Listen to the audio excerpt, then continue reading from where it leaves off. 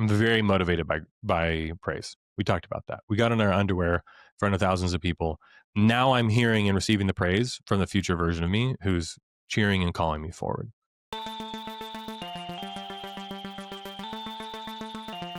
Ian, welcome to the show. Thanks to have you, Aaron. Appreciate it. Absolutely. My first and most important question is, how are you doing? Like, actually, for real, how are you doing? Yeah. So as of this recording, we're about a week out from Thanksgiving. So I am well rested. I am carb loaded. So I've had a really good week. We talked about training in some of our conversations. I hit some pretty good PRs that I'm happy about. But all in all, doing really well. Just feeling really rested and really present with the work that I've been able to do over the last year, and just really enjoying being able to reflect on it. The end of the year reflections. I feel like I've amassed a lot of things that I'm pretty proud of. Hello, my friend. Before we jump straight into the episode, I would love to share the sponsors of this podcast. And the sponsors of this podcast are all the businesses that I've created that are really part of the ecosystem that run this whole thing. And at the top of that list is Patreon.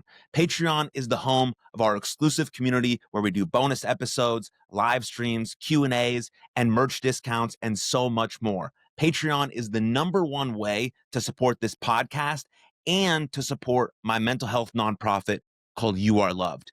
Next, we have my clothing brand called Shop for Everybody. Every hat and every t-shirt you see me wear on every single episode of this podcast is from Shop for Everybody. It's the home of For the Dads, For the Moms, all Something for Everybody merch, and it's the home of all You Are Loved merch. So that's shopforeverybody.com. And the last thing is my sports performance brand called Champions Adjust. Again, if you see anything Champions Adjust related, it's all found at champsadjust.com. It also has its own podcast.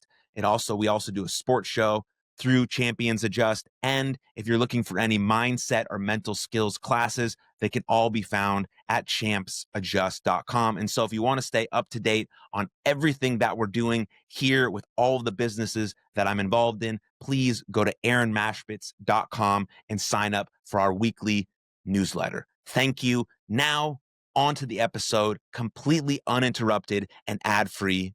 Here we go.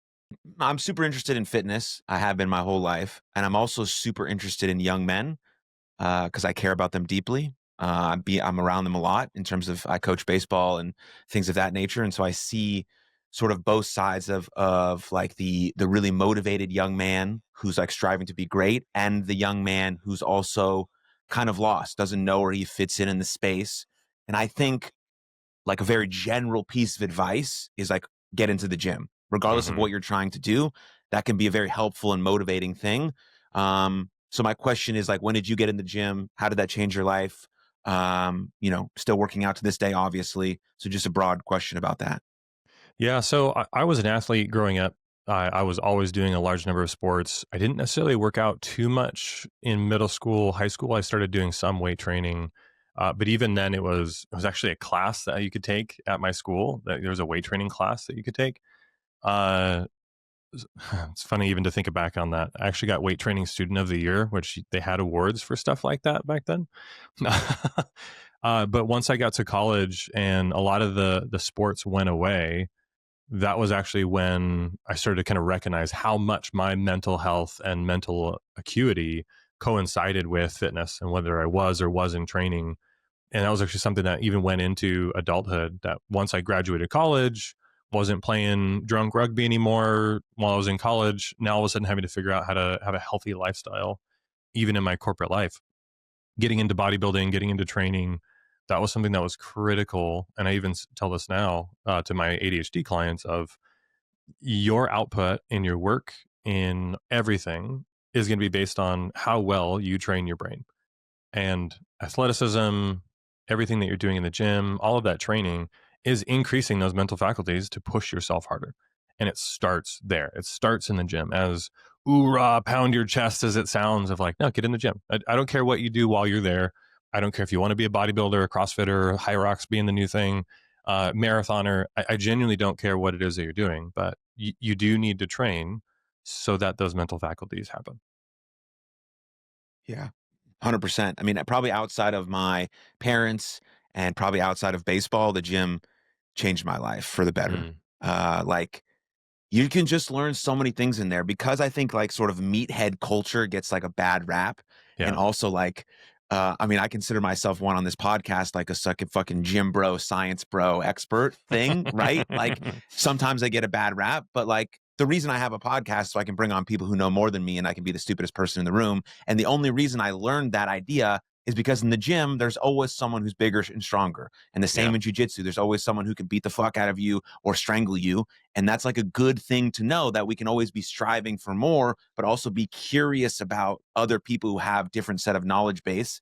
And in the gym, like you're kind of forced to speak to people or look them in the eye, or you see the same people every day and like, okay, maybe I think the girl at the front desk I see every day is cute. Let me talk to her. Or this girl that I see every day, or this person that I look up to is like a role model. Like I can start talking to him and like, holy shit, I got bigger in a 6-month time frame. Holy cow, like what sort of discipline like that can I apply to other areas of my life? Just like profound things that I think just like the regular person probably doesn't think about when they just hear like a gym bro say, I did fucking curls for 60 minutes today and it was cool for my biceps. Like that's Right. not the vibe, right? Of Yeah. course, like we're going to be bros and we're going to talk about that type of stuff.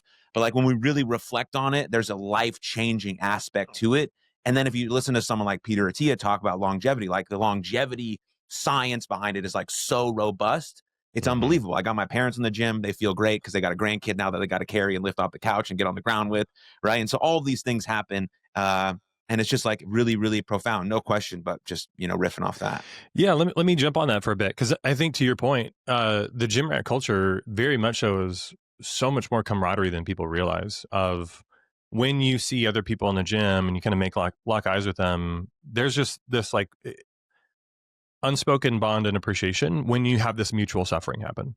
And because you and I aren't going to war anytime soon, just with the culture of the way that we get to live in the United States, we kind of have to manifest that. We actually have to kind of create some of these wartime situations so we can have this bunker conversation talk where we're mutually suffering and pushing ourselves, and we're surrounded by other people who are also doing the damn thing, right? Like that's part of the beauty of it. But the other thing that you even talked about of constantly putting yourself in environments where you're going to be uncomfortable. And the difficulty is that if you're in the gym and you're just there for the sake of the dominance hierarchy, trying to be the toughest, biggest guy in the gym, yeah, no, you're going to get laughed out of the room, because there's always going to be somebody bigger.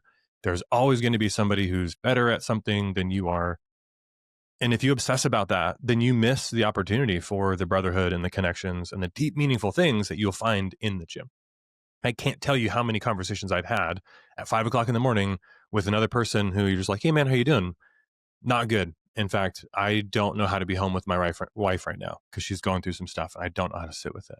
Man, let's talk about it. Let's pray about this for a little bit. Let's lean into this thing and be able to just encourage and motivate each other of, yeah, we're going to pick up some heavy stuff right now so we can navigate all of these stress response so that we can go back into the world with a little more calm and a little more peace and being present for the things that matter to us.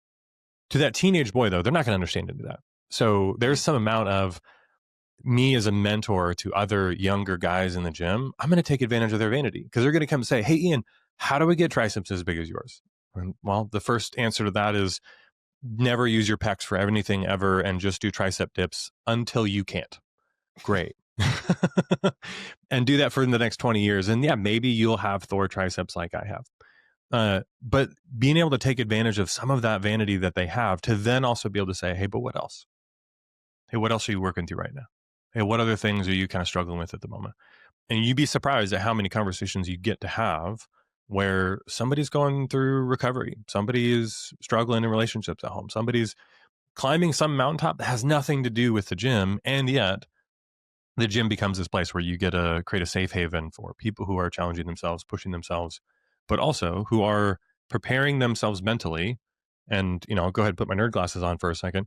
If you get to recreate a lot of life stresses in the gym, the cortisol, the blood pressure, the heart rate, adrenaline, all of that stuff, you get to recreate in the gym. So if you use the gym as an opportunity to visualize and prepare your body to handle that with calm, regulation, stoicism, you have this unshakable confidence that every young man says that they want to have. And it's not because you don't feel the things, it's that you have this level of emotional preparedness that keeps you and your head in the game much better in a more sustained and effective way, that you create calm for everybody around you. You become like the center of this ecosystem. And for us as husbands, as now for you fathers, congrats again.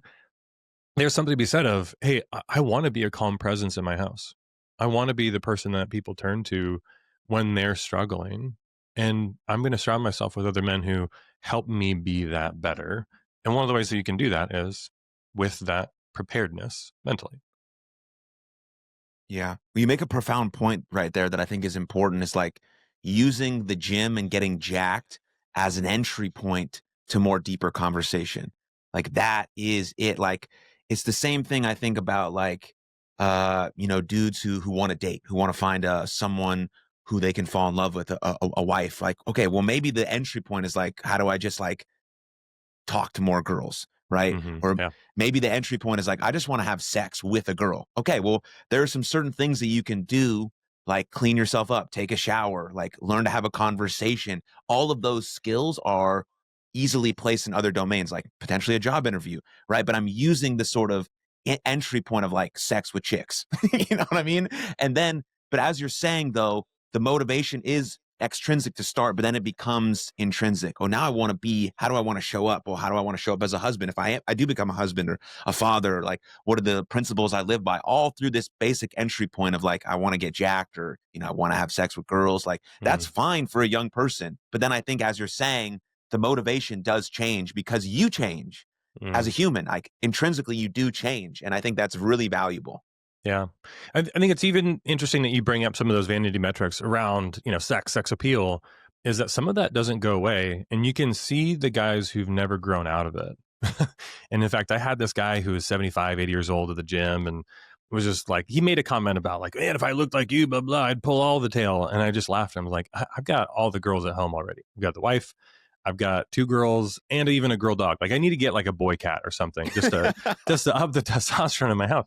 But what's interesting is that as you continue to amass these things, it starts becoming bigger than some of those vanity metrics. And that's kind of the point, right? Initially, hey, yeah, I'm in the gym because girls enjoy muscles. And it's like, well, I'm sorry to tell you, but more dudes are going to compliment you on your physique than any woman is ever going to. So, just get used to that. Like, hey, if you're motivated by that, perfect, great.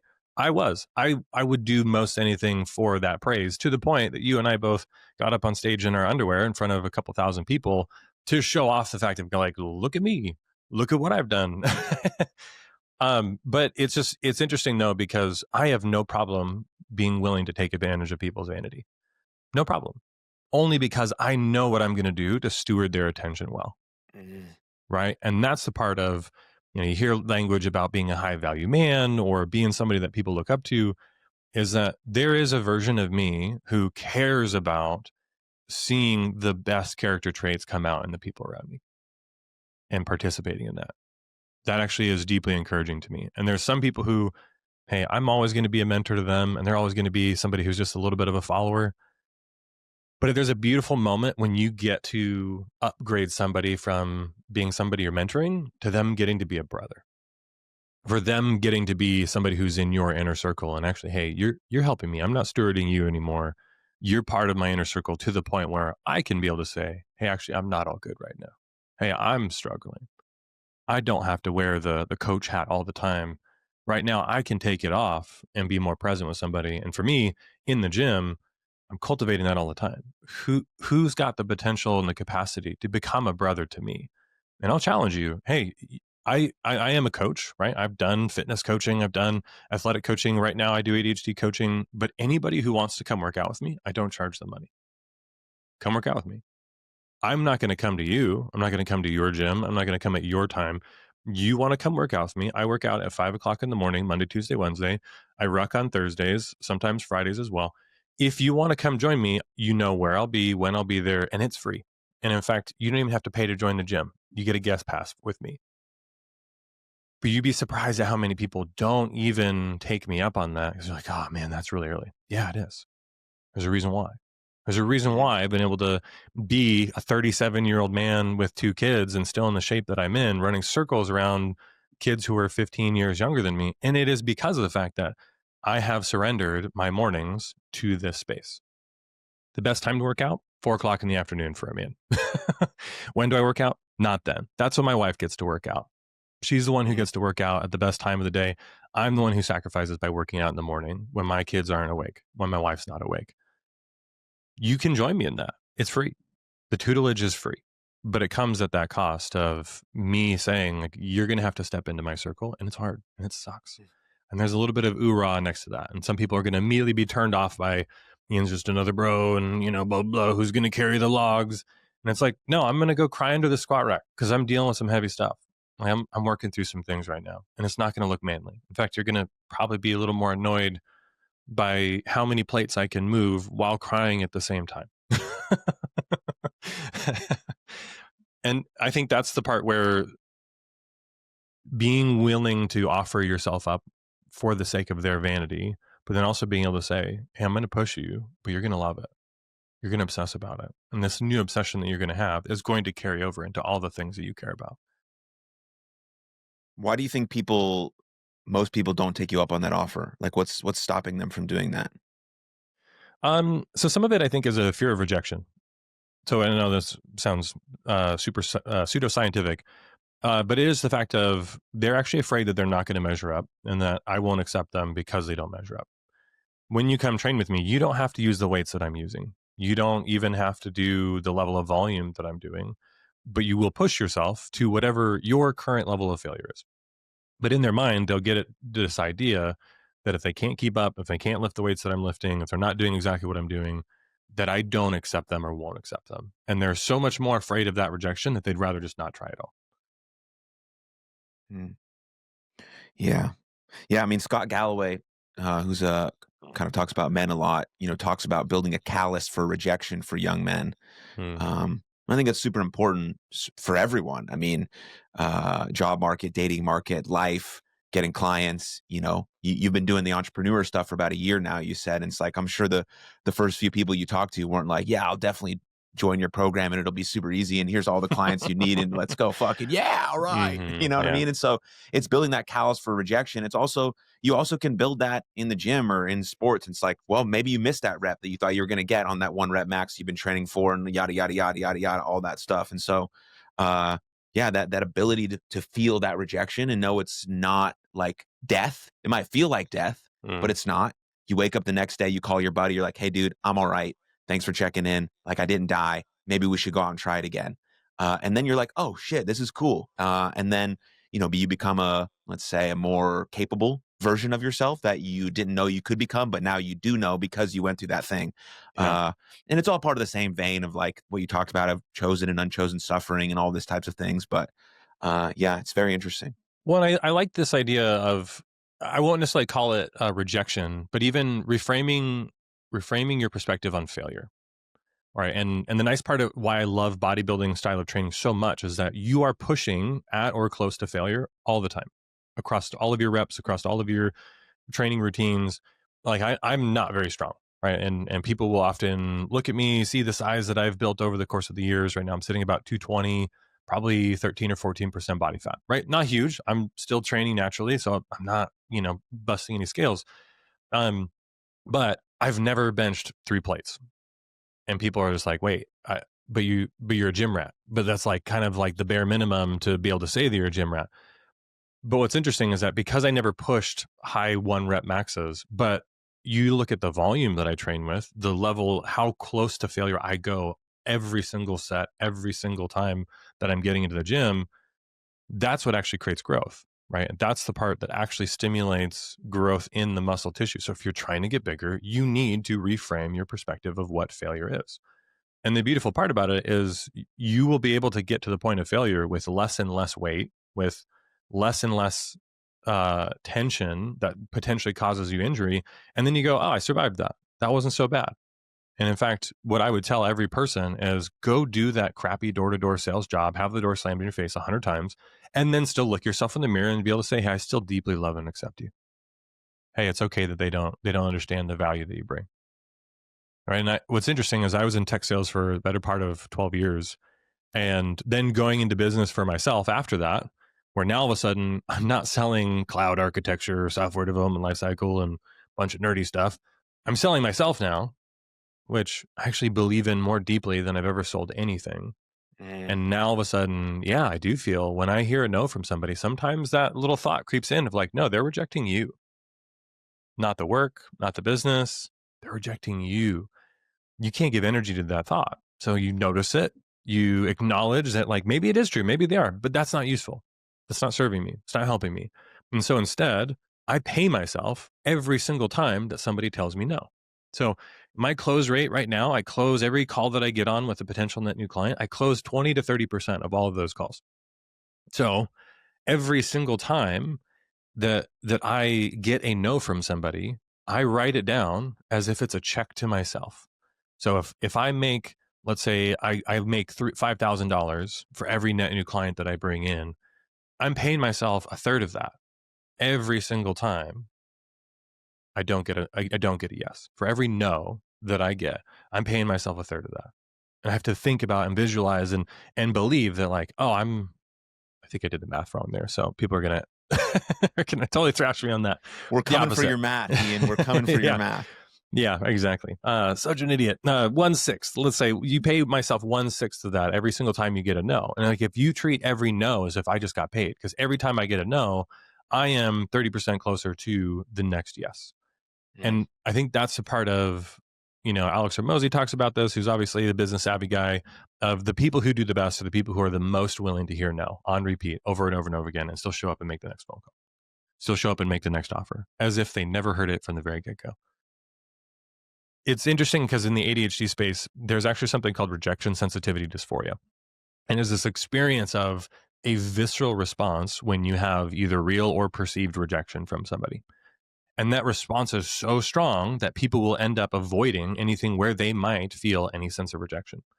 And so part of this process in the coaching that I offer is being able to help them develop more skills and tactics to recognize when they notice that rejection feeling happening. And then in real time, practicing the habits and strategies that calms that visceral response so they can continue to do the dang thing. So they can continue to make the next call. So they can continue to show up to the next opportunity that might be their breakout opportunity that they would have missed out on had they not done the next route. Yeah.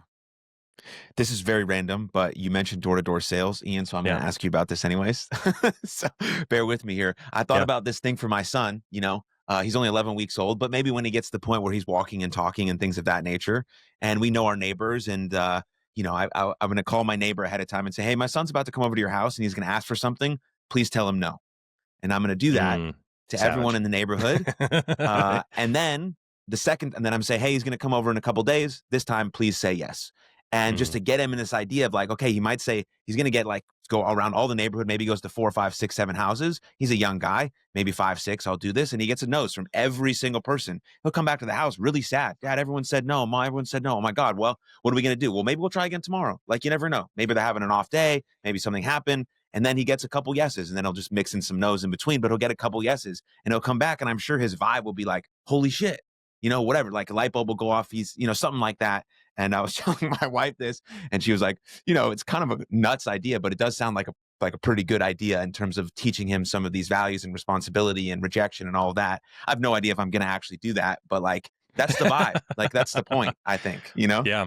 There's something to be said about it, right? And I think what's interesting is that my first job out of college was I was a tech support. So I worked for a tech company. You called tech support when you had issues with this engineering tools that we built. And you got used to senior level engineers who are mocking and belittling. You're a brand new engineer. You're right out of college. Like you don't know anything, but you know more about the tools that they're using than they do. And being able to sit there and posture up and be like, no, I know what I'm talking about. And what's funny is in that environment, you have to have an air of authority. And if you don't, they walk all over you. They question every little thing that you give them. And like there's some amount of thick skin that you develop, but also there is this unshakable confidence that you need to hear somebody belittle you and still have yourself say, I know my value. They can't give it or take it away from me. Mm-hmm. Yeah. Yeah. I will add some nuance to your strategy though. What I would tell you. Okay. Yeah. Please. Is to still have it be on the same day. So in one day, you have them go around the entire block and start on one direction and go the opposite direction and come back. So the one house that's next to yours, have them, the final one, be the one to say yes. but he has to make it through the entire block all the way to the other side before he gets the one yes. It's all in one day. All in one day, all in one go. And he's not going to find that one yes unless he sticks with it Finalized. and gets Yeah. after it. Right. And you can even tell him, hey, you're probably going to get a lot of no's because they don't know you yet. They're not confident that you're capable of doing the work. They're not sure you haven't built trust, whatever. Like you can prep him beforehand. But even being able to prep him, like, hey, every time you walk away, I want you to shed every thought that's coming up to you that isn't on to the next. As soon as you leave their doorstep, there's a biblical phrase of you shake the dust off of your sandals if they don't accept you. Right? This is something Jesus said to his disciples when he said, go out and share the good news. You shake the dust from your sandals and you forget about them, right? You move on to the next. And like if you can continue to encourage that, on to the next. As soon as you walk away from their driveway, you go, that sucked. On to the next. Yeah. And there's beauty in that, right? And I don't love door-to-door salesmen, so I'm like the least I'd be a terrible person to have as a neighbor because I'd be like, get out of here, kid. Like I don't want to talk to you. But at the same time, I'd have no problem saying like, hey, here's how I actually want to be sold to. In fact, here's my number. You can give me a call, leave me a voicemail. Probably not going to pick up your phone call, but leave me a voicemail. Let me hear your voice. I don't want you to come to my door though. Like I'm very sacred about my house and my home, but my phone number, here it is. Take it. Yeah. Give me a call. All right. Well, my son's name is Asher. So Asher, we got some work for you to do in about 6 years, pal. And this is gonna be great. Love it. But talk to me. Okay, so you became a coach on your own business about a year ago. Okay, Yeah. and it's been going great. You talked about you took the week off for Thanksgiving and all that stuff. But talk to me about what your life was like before that, and was there some driving factors? Were things going great in the tech sales? Like, what was your vibe? As a husband and a person in the world at that time. Yeah, so I'm actually going to take you a little further back. So 5 years ago, this is when my own personal journey came to a head. So I was actually seeing a lot of success in the tech sales world, president's clubs, number one performer, record closing deals at various companies. But essentially was still quietly suffering and still really struggling with addiction. For me, it was alcohol and actually pornography, which is super taboo, but I'm sure any young listeners are going to eventually run into this problem to have to navigate it. And so it got to a point where it literally almost cost me my marriage. And pornography addiction turned into cybersex and just everything that you can imagine when it came to all of that. And despite the infidelity and despite the betrayal, my wife said, hey, if you're willing to work on this, I'm with you, but you got to put in the work. You got to get after it. And so essentially through that process, as I uncovered my addiction with my phone and everything around that I started to create awareness around all of my impulsivity, which was the pornography, which is impulsive spending. I amassed like $60,000 worth of debt, impulsive eating. So even though I was super regimented with my training, I was still struggling with binge eating from time to time. And essentially, I started coaching other people as I began to navigate this for myself of just helping other people with their impulsive problems, addiction. And it actually started coaching about 3 years ago in that space, purely helping men with mental health and various addictive patterns. And inevitably, what that turned into was the ADHD coaching. So who struggles the most with impulsivity? People with ADHD. So me staring at myself in the face, recognizing that's where understanding that neurodevelopment helped me understand even the rest of the addictive patterns. So your chances for addiction increased by, I believe, 40% if you have ADHD, which is significant. But on top of that, though, so I started coaching while still in my corporate job. And so part of the thing I think a lot of people struggle with is how do I continue to have these context switching between showing up fully for my corporate job while also building the thing on the side, while also still showing up as a father and a husband, while also doing all these other things.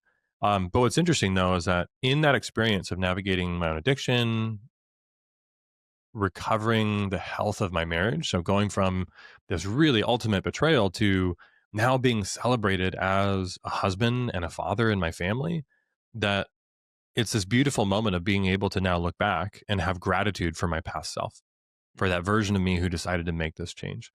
And so a good majority of this coaching and this practice is very much so of Discipline actually comes from borrowed motivation. There's a future you who's thanking you, who's grateful for you, who loves and accepts everything that you're doing right now to help them exist. And that's the part that like I get to share with people of you showing up right now as a client to me is an answered prayer. That when I was at my worst, when I was struggling, I believe somebody else is going to benefit from this. So across this whole transformation over the last 5 years, it really became this hyper obsession. So part of ADHD experience isn't just a lack of focus for some things. It's also this high propensity for hyper fixation or hyper focus on a few things. And I turned my own ADHD hyper focus on addiction, on how to direct your attention and focus at will in the right moments at the right time.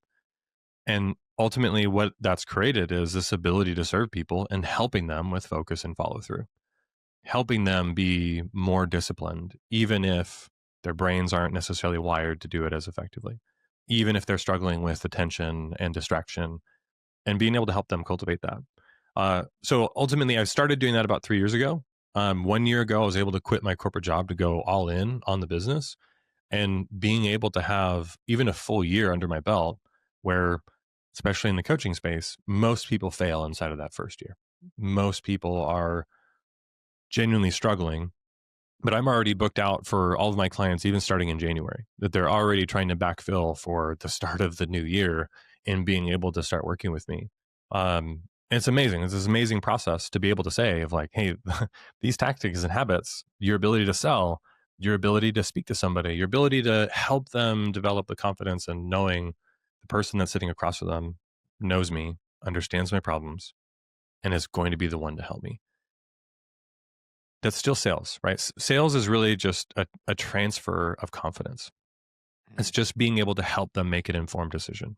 And so for anybody who's listening, really it comes down to one, if you're struggling to know the purpose of why you're doing something, if you're struggling to know how to get through this current season, current circumstances, trust that there is a future version of you who's celebrating you right now. I'm very motivated by praise. We talked about that. We got in our underwear in front of thousands of people. Now I'm hearing and receiving the praise from the future version of me who's cheering and calling me forward. And I sit in meditation of that. I sit and I feel the praise that's coming from him.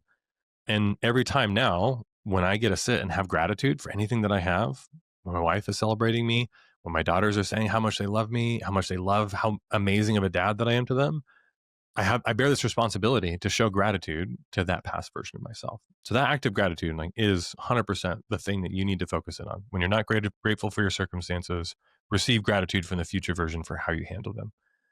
The second part of it, though, is really being able to learn how to focus, or I should say, learn how to obsess. People talk about following your passions. You can learn how to obsess about anything. Being able to develop those skills and directing those skills of hyper focus and hyper obsession is by far the thing that turns every ADHD person that I know into just an absolute superpower, a complete unit for their team. Sorry, I'm already blanking on the question because I'm just getting on my soapbox. Dude, yeah, keep rolling. Whatever you got, whatever's on your brain, keep rolling. But so what's interesting about this though is that we talk about the exercise and the fitness, is that especially in the ADHD experience, is that diet, exercise, and sleep is non-negotiable. And so even though I'm not trying to be a fitness coach, I'm not trying to be helping people with body composition and these like intense physical transformations, hey, these same adages are necessary. They're cliche. They're cliche for a reason though. So there's science that actually is determining of why for a lot of athletes, they don't even know they're ADHD until after they stop being an athlete, until after, they're done with college or they're done with high school and now they're not playing the sport anymore. Now they're struggling more and more with attention, addiction, distraction. And so quite frankly, for a lot of these people that I work with, it's like, hey, get back in the gym. And in fact, we're going to build your training program so that you are getting, when you train, you release norepinephrine and dopamine to your frontal lobe.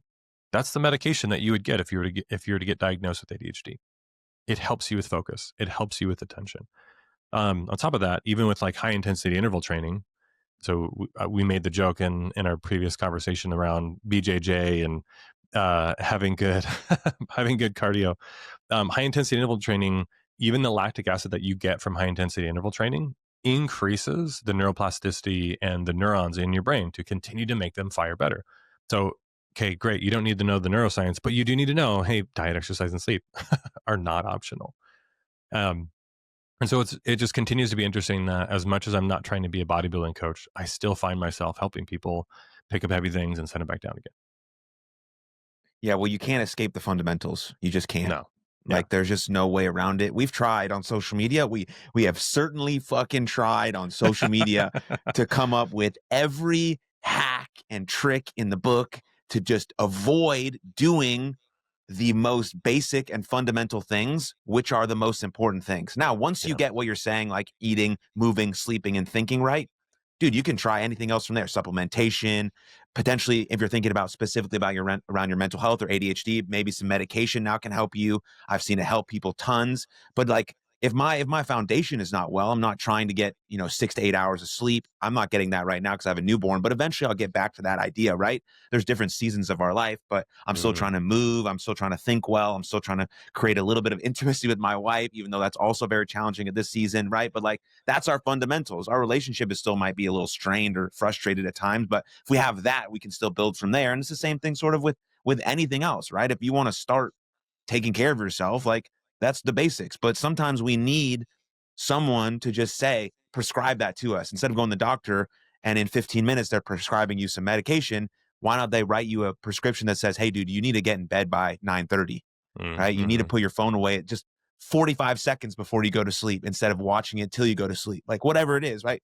Yeah. Um, but we're not because of hacks and tricks on social media and big money and all these types of things that are sort of taking us away from the foundational aspects of being a human being in the world, which can help us flourish. And then yeah, sure, I love the extra stuff like the biohacking community. I don't know anything about it, but like people seem to love that community and like it seems to work in some ways. Or maybe you want to get in the sauna or you want to get in the cold plunge, or all those things are fucking awesome. But if you're not doing the basics, like that's not going to change your life. It's just going to be something that you say that you do to say Right. that you do it. Yeah. I think to that point though, a lot of it comes down to how do we increase the likelihood that I actually do those things that are so cliche that my brain turns off to them? That's Yes. inherently all a coach is doing, is how do I make the thing that's cliche contextually relevant to the person sitting across from me? So when I say, hey, Aaron, you need to get better diet, exercise, and sleep, you're like, yeah, I know. No. Okay, let's actually talk about the ways that you're going to exercise that increases the likelihood that you do it. Let's talk about how you're going to show up at the gym and fist bump 5 people in the gym, start making some community in the gym. So when you don't show up, you've got friends who are checking in with you. And in fact, Hmm. the opposite, you have friends who are saying, hey, I'm really excited you're here. Glad that you're here. High five. Good to see you, dude. You look great, even if you Love don't. that. Right? Like that's the tactics that really matter of how do I increase the likelihood that I get to sleep on time? How do I increase the likelihood that I eat the right things? How do I increase the likelihood that I go to the gym and do those things? That's the part I think of my role as a coach is how do I make those cliche things more conscious and understandable that you have the awareness that, oh, I can't, not only are these important, but I have the ability to make them actually happen. Yeah. Yeah. Do you think what you're doing right now, um, as a coach is your real purpose? Is your I call it like a massive transformative purpose, or you think something else is coming on the horizon, or like this is what you were meant to be doing? Yeah. So I love that question. So part of it is one, I spent the better part of my career focusing on engineering and building software and as many buzzwords that you can imagine around the cloud and infrastructure and web and app dev.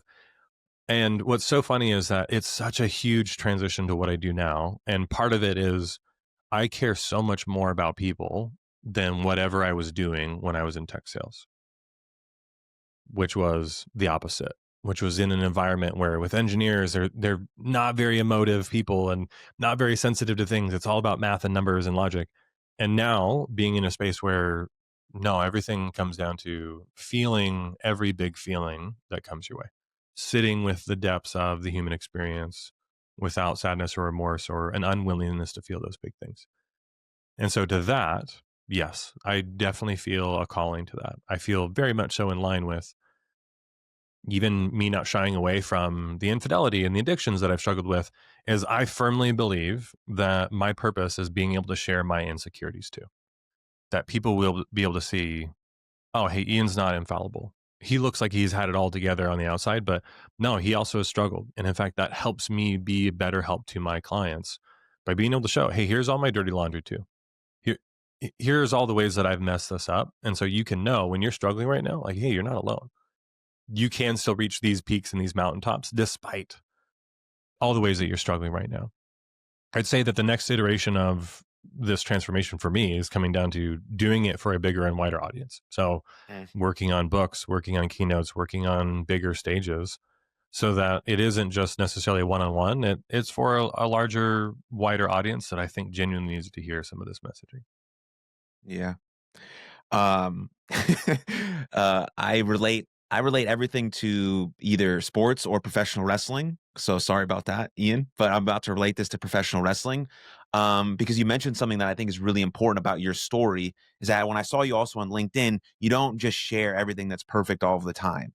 And I think of that to like a really good baby face in professional wrestling, which means good guy. Nobody likes the good guy who's perfect. He does everything great. Nothing ever happens to him. He wins every fucking match. He looks great. He's jacked. He's got a hot fucking wife. It's like, I can't fucking relate to that dude. What the fuck? That's why sometimes people don't like Superman, because he is really perfect. Right. And so, but then you have a superhero like Batman who's got a little darkness. He's got a little stuff on the edges, right? Is he a good guy? Is he a bad guy? Sometimes, whatever. So, and so in professional wrestling, like the best baby faces, you could say like a Stone Cold Steve Austin, we can relate to that. Like, okay, this guy's a little bit edgy. I don't know if he's going to do the right thing, but I hope he does. He seems like a good guy, but he's got these like things in his head that make him want to, fuck you to his boss. Like, I kind of want to do that, but then I also really want to do good work. Like all these sorts of things, right? That's the story about the human being. And like, that's what makes someone connect to another person. Whether our stories are the same or not, doesn't really matter. But the resulting sort of emotions that might come from it could be the same. And I think that's where the beauty in sort of sharing the story is all about. And like, that's what professional wrestling is. It's storytelling.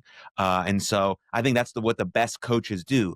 They share that story. It's like, this is what I've gone through. I don't really have the answers to everything, but I got some things that might have worked for me that could work for you. And let me walk you through that path. And I'm willing to sit in the dark with you and see how it goes and all these types of things. I mean, the best coaches I've had have done that for me, whether on the baseball field or, just in life. And so, sorry to relate that to pro wrestling. There's so much that you said. Well, one, I used to be hardcore into pro wrestling when I was a kid. So I think everybody in the 80s and 90s are just totally bought in on that for sure.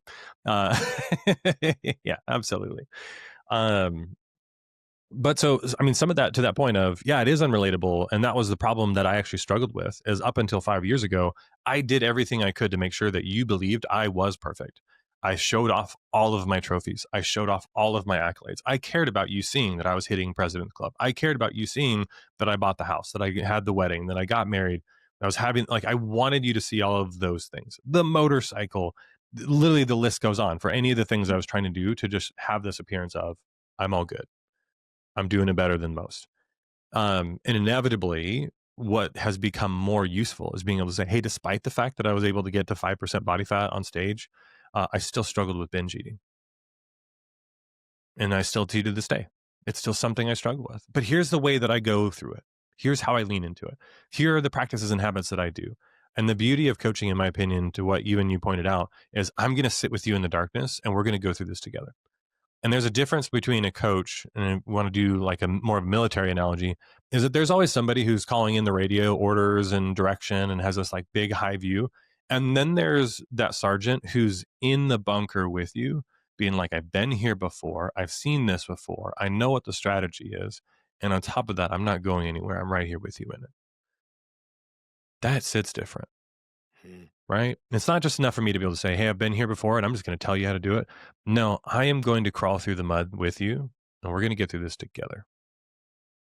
And when you have somebody who has this calm presence of confidence of, I've seen this before, you're not alone, not the first person to go through this situation, this experience, like you don't have to feel isolated. I think for a lot of men, they feel like lone wolf. I've got to do this on my own. I'm James Bond. I take care of things all on my own. Like I don't need any help. I always win the day, win the girl, win things. And no, that's actually not how we are called to go do life together. We have to build a bond of brotherhood, men and women together. I say brotherhood, but I mean for all of it. You need to go through life with deep connections. And you're not going to do that if you're constantly in pissing contests, in dominance hierarchy, trying to win at all costs and forcing others to lose so that you can win. And I think that's the interesting part about there is such a thing as healthy competition And then Mm. there's such a thing of like, hey, if you're not able to take the competition hat off and be a brother to somebody, you're only continuing to increase your own isolation, because inevitably you're going to find yourself in the mud of your own experiences, looking around being like, who's here with me? Nobody. You pissed all of it away. You shunned every other person because you just constantly were rubbing it in their face how good you're doing, how well you're doing, how they're not doing it. They can't sit, hold a candle to all of your successes. And now all of a sudden you're isolated and alone when you need help the most.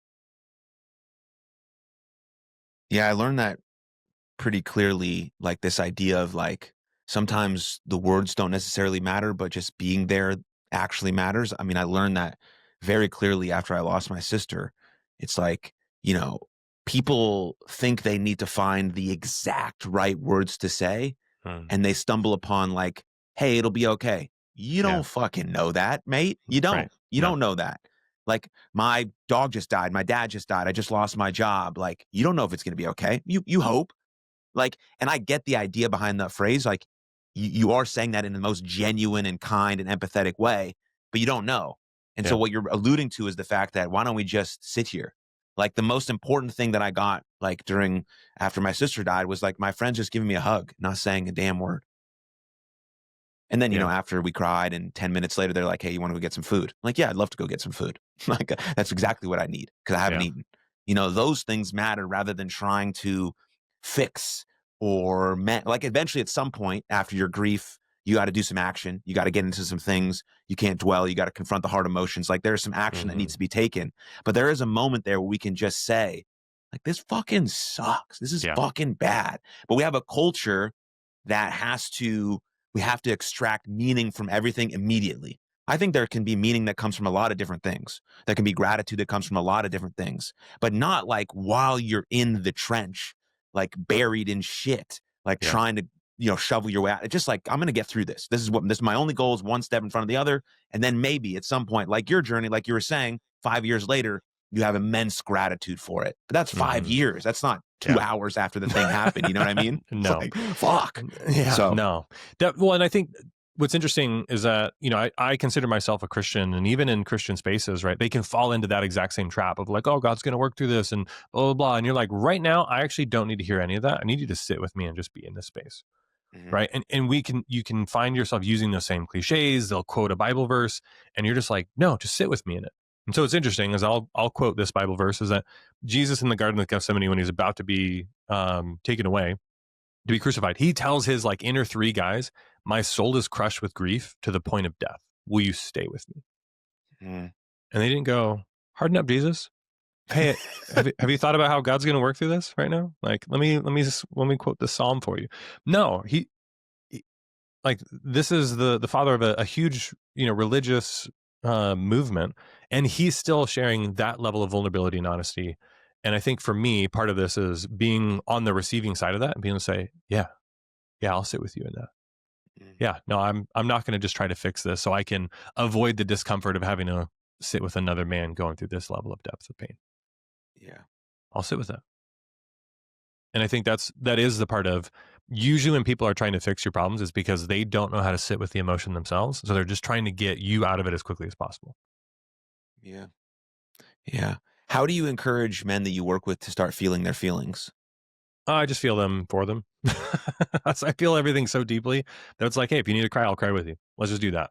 And I think what's interesting is I was labeled as sensitive as a kid. I cried a lot, very sensitive growing up, even to the point where I had a girlfriend who was like, oh, I feel like I'm more of a man in this relationship than you are. And of course, I wanted to flip the table and show her how manly I could be. But what's interesting is that there's some beauty in being able to show people this visual representation of masculinity and strength while also being able to be unapologetically in tears. Like, I do not apologize when I cry. I definitely don't. And so some of it is even being able to show them what it looks like to emote in a healthy way. Mm, Sometimes though, we might have to help them give language for it. So being able to say, help them give language to what emotion should you be feeling right now? What emotion actually wouldn't make sense in the current space that you're in at the moment? For a lot of guys, their brain shuts off when typical emotions might arise. And so for them, they're like, I'm not feeling anything. And I actually feel a lot of apathy. And so even being able to give them language for what does apathy even feel like? is just this numbness. I just feel blah. I just feel like this dark cloud is over me, and I don't have anything to relate it to. It's not a chemical depression. There are circumstances. I feel this weight of grief over me, and I don't know how to shake it. It's like, well, then don't shake it. Well, I have to go to work. Well, then go to work grieving. Well, I have to be with my family right now. Then be with your family grieving. And what's interesting about grief is that it is such an overwhelming emotion, but there's any number of emotions that we can start to give language to. And even things for like men that I work with typically with impulsivity, it's usually impulsive anger or impulsive rage, like big bursts of really strong emotions of anger. And anger actually very typically is more of a secondary emotion. And it's usually when the primary emotion isn't being taken very seriously. And so anger shows up as a way of being able to rectify the injustice of the underlying emotion not being taken seriously. And so the rage or even just overall anger is usually relating to that injustice. And so if we feel a sense of injustice that I'm not being taken seriously as your kid continues to get bigger and they're not listening to you when you said it the first time, okay, well the first emotion is feeling belittled. Like, hey, I feel disrespected.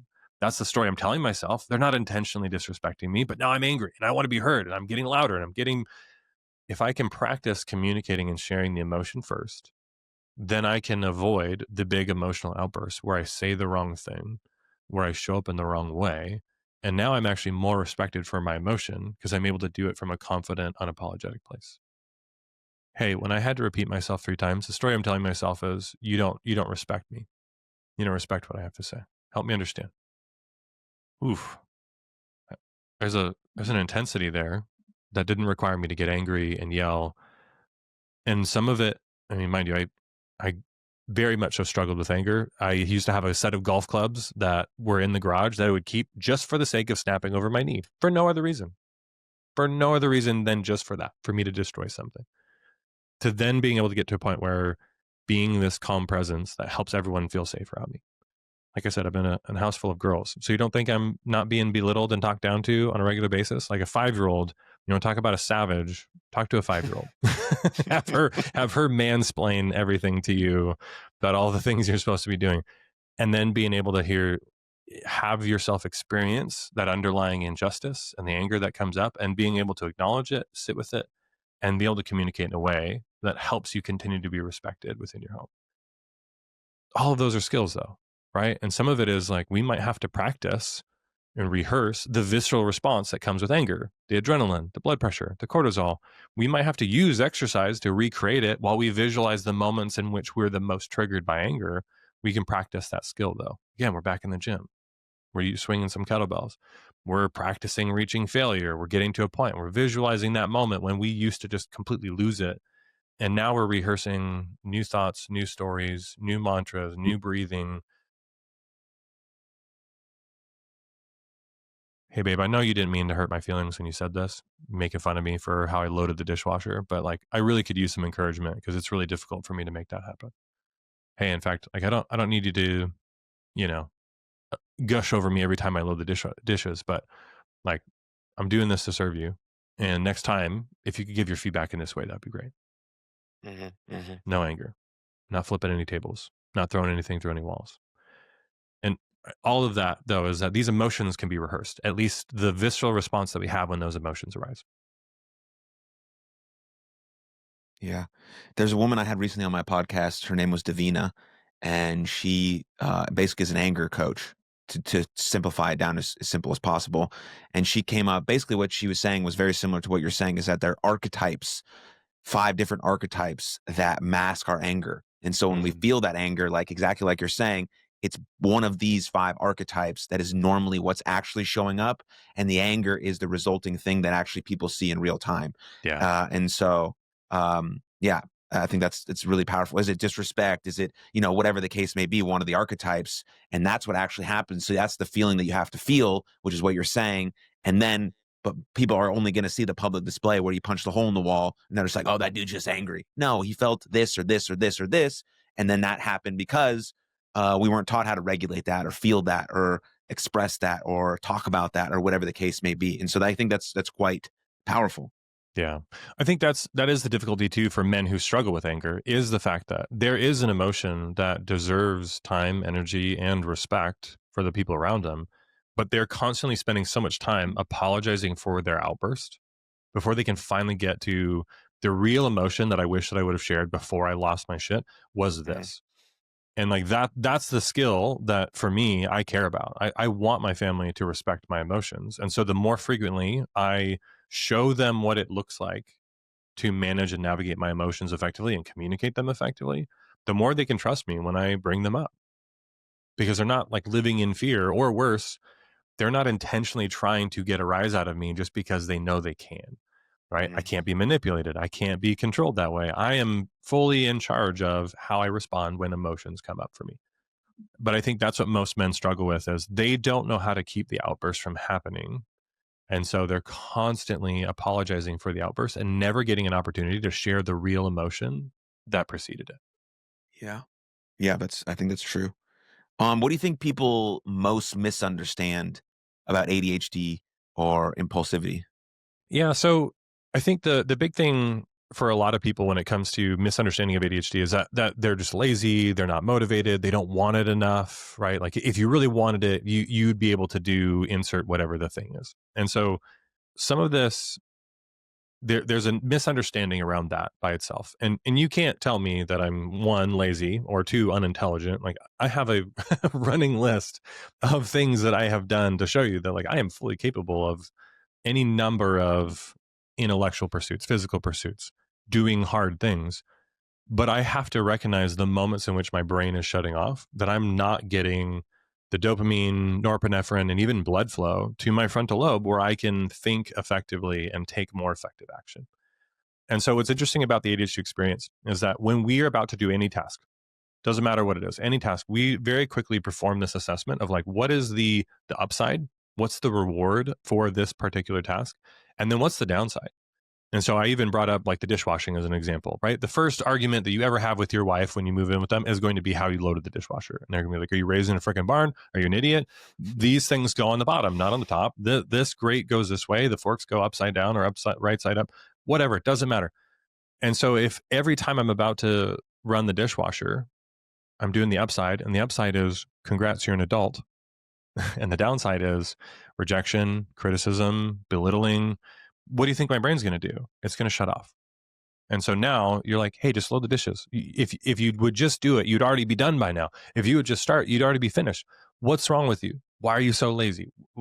Right? Like all of those types of things that we run into, the ADHD experience, comes down to being able to notice how quickly that brain shut off can happen.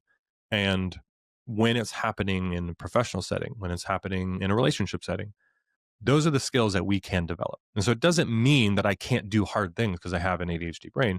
It's that I have to be more conscious of when those shutoffs happen and how do I mobilize dopamine? How do I mobilize other things to make those tasks less mundane, to make there be bigger upside for those tasks? So when I can finish the dishes, I'm going to go celebrate myself in this way.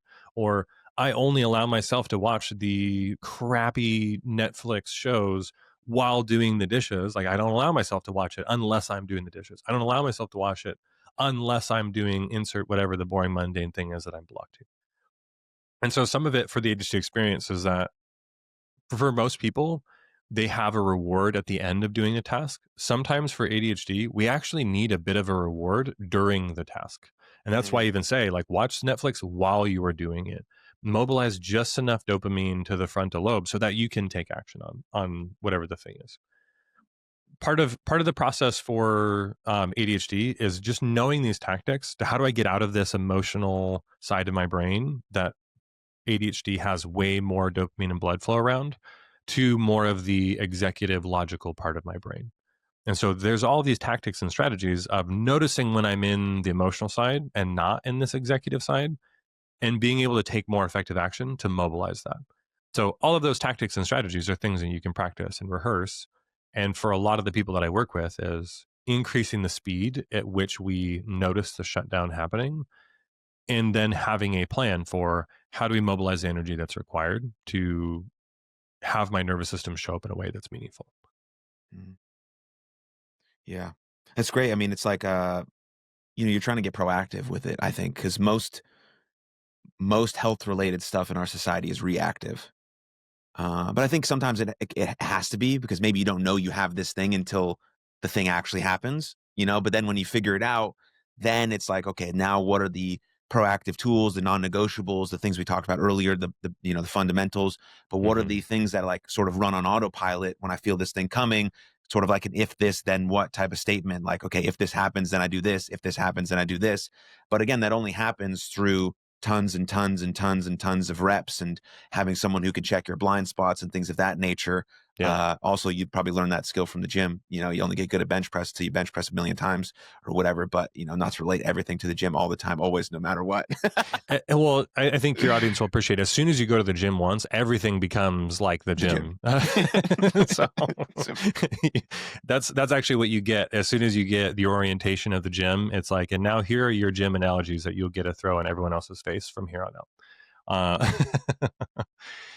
For sure. There's no shame in it. I would stop apologizing for it. But so Yeah. I think what's interesting though, even about using gym analogies, is the fact that when you look at everything as a skill, the beautiful part about that is let's figure out what is the most fundamental version of this skill that we can incrementally increase over time. Right? This is the progressive overload of training. Is I need to figure out what is the simplest version of this tactic or of this skill, and I need to learn how to do it on repeat enough times and then reinforce it in a way that I want to see more of it. Right? These are the ways that we turn every new little skill or every new little behavior that we want to see more of into something that requires zero discipline, requires zero motivation. I can just make this happen. I don't have to watch a ton of Netflix now to do the dishes because I've reinforced it enough times that now the work by itself is just relaxing and is just enjoyable all on its own. So some of this very well is like learning how to understand how you can direct your dopamine in a way to start pulling more intrinsic dopamine into situations that didn't used to be very motivating and validating. Cardio, the gym, working out, dieting. When you start having a much bigger why for why it's important and you're able to visualize that and experience that and sit with it, again, future you being grateful for you in the moment, there's plenty of different tactics and strategies that you can pull intrinsic dopamine out of a situation. But when there isn't any, when you're just like, again, hey, shut up with your dumb cliches. I don't know how God's going to work through this and what deep meaning is going to be behind this thing. You're just like, no, I need to just grab a bowl of honey and mangoes and I'm going to sit and I'm going to eat it while I'm cranking out all of these emails I'm about to go send. Mm. No, you can't tell me that this boring administrative work is like, oh, fun. Like it's just joyful. You just get celebrated every single time. Like, no, I'm going to rehearse and practice the tools that mobilize this dopamine to reinforce the strategies. And what's funny is that, Alex Hormozy being the businessman that he shared like one of the tactics that he used was he would lock himself in a room, no windows, no distractions. He'd put on earplugs and ear headphones over the top of it. And then he'd crank out caffeine and nicotine while he was writing his books. What is he doing? He's essentially mobilizing norepinephrine, dopamine to his frontal lobe and essentially adding a little bit of extra blood pressure kick to it. So he's adding all of the things that you would do if you were ADHD and trying to mobilize attention and focus. And so inevitably over time though, doing the work requires much less of those external things to have to align to it. Now the work just becomes its own reward. And he says it with this, kind of painfully neutral affect when he talks about it. But over enough time, you start to recognize that you've reinforced doing these boring, mundane things enough times that now the boring, mundane thing isn't that painful, isn't that difficult. So some of this very early on is, all right, I have to figure out what are the tools and tactics that I can make this thing not suck as much. I wear pink shoes. Love my pink shoes. Like I rock my pink running shoes. I throw them up on the internet all the time. Some of that is like, dude, when I'm about to go to the gym and I'm about to put on some workout clothes, I love my camo shorts and my pink freaking shoes. Love them. Love it. I get excited about it. I get excited to put those on. I love my sour gummy worm pre-workout. Like Mm. I lament a bit when I'm not going to go to the gym in the morning because I'm like, I really just want my fake sugar sour gummy worm. And maybe there's some inner child work happening too because I like candy. But all of those things, they sound simple at first, but you do it enough times and you reinforce it enough times that it starts making it seem like, oh, you're so disciplined. Oh, you always do all these things so well. And it's like, there was a time when I couldn't get to bed before 3 a.m. Now I'm waking up at 5 a.m. every single day to go to the gym. So there was a point when it sucked, when it was hard, when this wasn't easy for me. This didn't just come naturally to me. There was a time. But now, after, that transformation happened for me in 2012. So we're going on 14 years since my initial transformation from functioning alcoholic to douchey bodybuilder. That people don't even realize that, like, oh, you did struggle with this. Now that you've been doing it for 14 years straight, like, we just assume you've just always been like this, right? We assume you've just always had it together. We just assume it's always come easy to you. And then what's worse is that we use that as a reason not to put ourselves in that situation. Mm. Yeah. It's like my least favorite phrase when people say, oh, it must be nice. It must be nice that you have that body. Oh, it must be nice that you have that job. Yeah. Oh, it must be nice that people listen to your podcast. Like, dude, I'm not special, and neither is the majority of people who do anything great, right? They Yeah. just, like, there are people who are like, have like an immense amount of talent and they explore that talent. Like, you could probably put that in the sports world, right? If you're not 6'7", you're probably not going to play in the NBA. So there is some genes and some talent there. But like, for the majority of stuff you do in the world, it just takes an absurd amount of work, like an absurd amount of work, more than you think it's going to take, with some actual, like, some reflection and things behind it like that. If you just keep doing the same thing over and over and over and over and over again, you posted 12,000 pieces of content and 0 people have liked all 12,000 pieces of content, you might want to do something different. Yeah. But at least you know that you can be consistent. So it's probably just one little tweak and then you're right there and then the thing happens. But yeah, it's just like sort of the basic problem with the internet. We see someone who's like way 12 steps above us when really we should probably be following the person who's just one step above us, excuse me, language. But like, you don't see all that stuff like in between there. And I think that's an important aspect. Yeah. Because if I'm, whatever, anyways, just thoughts on Well, that so maybe. one of the things that you even brought up of like, hey, you're not 6'7", so you're not going to go be an NBA basketball star. But there's something to be said about the fact of, if you're comparing yourself to the top 0.01% of performers in the space that you're trying to compete in, then you're not accurately comparing yourself to the right people. That was never a fair comparison to begin with, right? So again, I have to understand, if somebody is going to try to say, well, I'm never going to go to the gym because I'm never going to look the way that Ian did. Yeah, you're probably right. I can't fix your genetics for you. I can't even fix your epigenetics, which, you look at my genetics, and if you were to see my dad, my mom, all of my aunts and uncles and all of them, they're 5'8" and 300 pounds. And then you're going to look at me and being like, oh, there's something happened there. No, these are the same genetics. It's just, here's what I do with them. And it's difficult for people to acknowledge of like, I'm not the top 1% in the world, even in bodybuilding, right? I'm not comparing myself to the top 1%. And so some of it kind of comes down to let's look at the average person that is 10% further along than we are. Right. So if you're just starting in your social media and you're looking at somebody with 2 million followers and they post a selfie and some stupid, cliche statement, and they get 100,000 likes, and you're like, oh, I'm going to post a selfie and some BS cliche statement. You're looking at the wrong people. Those aren't the people that you should be looking at. You should be looking at the person who's maybe 2 or 3 years ahead of you, max 5 years ahead of you. And those are the people that you should be leaning into. Mm-hmm. But again, like, that's the part of, what tools and strategies are you using to drive motivation? And if you're comparing yourself to the 6'7", 0.001% basketball player, is that a useful comparison? Okay, I can create some objective reasoning even around who I compare myself to. And that's the part of, okay, am I ever going to become a pro wrestler? Well, no, not really, unless I'm 37 years old. Unless I started 15 years ago, that's probably not going to be in the cards for me.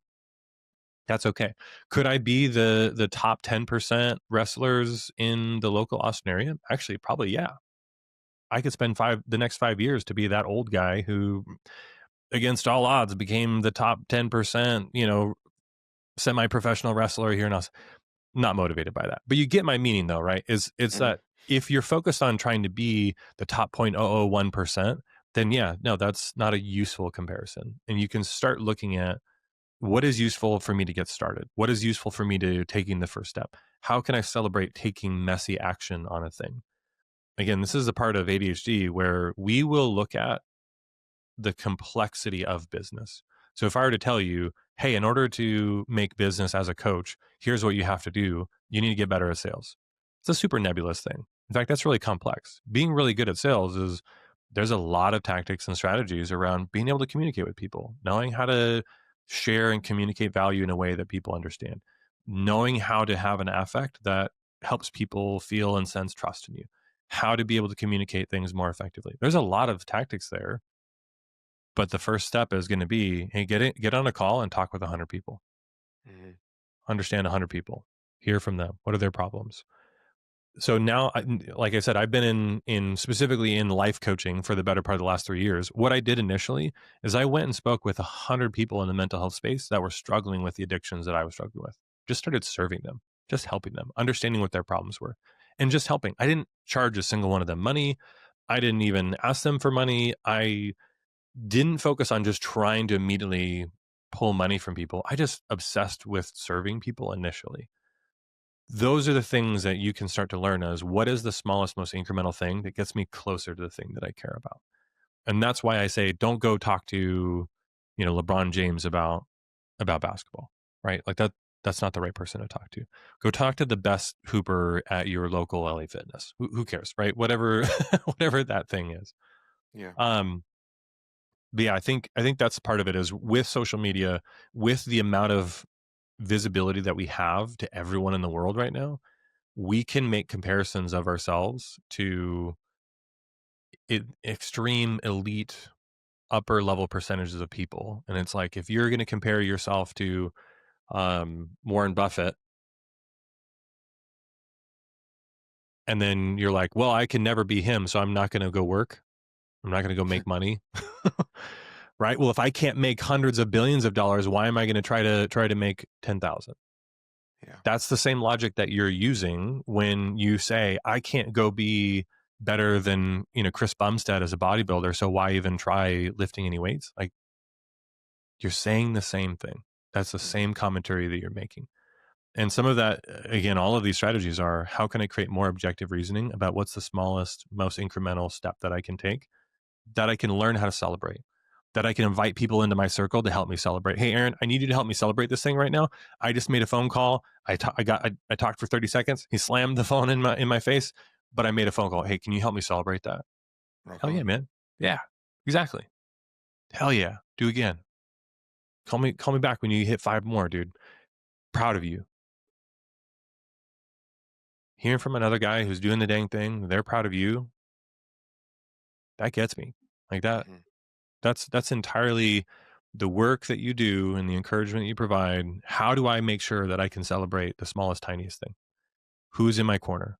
That's the thing that I would, if I were 15 years old right now and I had to go do it all over again, I would obsess about finding 2 or 3 people who I could put in my inner circle, who I could call when I needed to be able to say, hey, I'm struggling, or Mhm. hey, I need your help celebrating this thing, Yeah.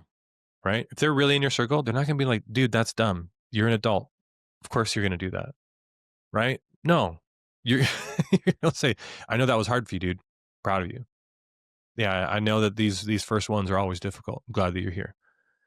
And this is the part for me, December 4th, 2025, is in January, as soon as there's this mad dash of people who are coming to the gym and there's going to be a huge flock of them, I'm going to fist bump and high five every single one of them in my pink shoes and my stringer tank and my douchey bodybuilding poses in the mirror between sets. And I'm going to high five them and thank them for being there. I'll spot Yeah. them if they need to. They can work in with me if they want. Happy to give them some tips if they want to hear it. Right. Like that's the part of just continue to celebrate anybody and everybody. And of those many people, only a few will probably keep it up. But the best thing that we can do for each other is be that person, be that guy, be that person who's just constantly cheering up the next person that's coming up in the world. Yeah. I pray to God they all stick with it. What a cool vibe that would be for the whole world. Just Right. everyone who had a New Year's resolution just fucking crushed it. That would be awesome. Yeah. But who knows? Hopefully it does happen. Hopefully it does happen, because there's plenty of resources about, making your habits too small to fail, like you're talking about, and, Mm-hmm. building incrementally from there and having a longer term vision for your life. And like, okay, maybe I won't be where I want to be in 4 weeks, but fucking 8 months. Ooh, that sounds like a cool vibe. Man, I'm going to show up each and every day the best I can, whatever it is. And, yeah, I hope that all happens for people, but yeah. Ian, I appreciate you very much, man. Really enjoyed speaking with you. I'm glad we got to know each other. Last thing is, like, is there anything that you want to mention, maybe that I failed to ask you, or something that's on the top of your mind right now that you want to sort of end us off with? Yeah, I mean, if you're interested in working with me, or you're trying to understand, maybe you think you have ADHD and want to just create some more awareness around sticking points that you have, feel free to reach out. I'm on LinkedIn. You can also send messages to my website, ianmai.co. Biggest thing for me is just don't be afraid to reach out, because quite frankly, I love helping people regardless of whether we work together or not in a formal setting. I'm in your corner. And I think more people need to hear that, especially if they are struggling with the ADHD experience. They're probably feeling pretty isolated. They're probably feeling pretty beat up and have experienced a lot of belittling scenarios that, hey, there's opportunity for you to rise above it and actually be one of the hyper performers on your team. Brilliant. Yeah, LinkedIn and website will be linked in the show notes below. So check out Ian's stuff. Ian, I appreciate you, man. Thank you for the conversation. Thank you, Aaron. Appreciate it. Thank you very much for tuning into that episode. And if you enjoyed it, click right here for another full-length episode of the podcast. And please don't forget to subscribe. But most importantly, above all else, please take good care of yourselves and others. And I'll see you next time. Lots of love. Cheers.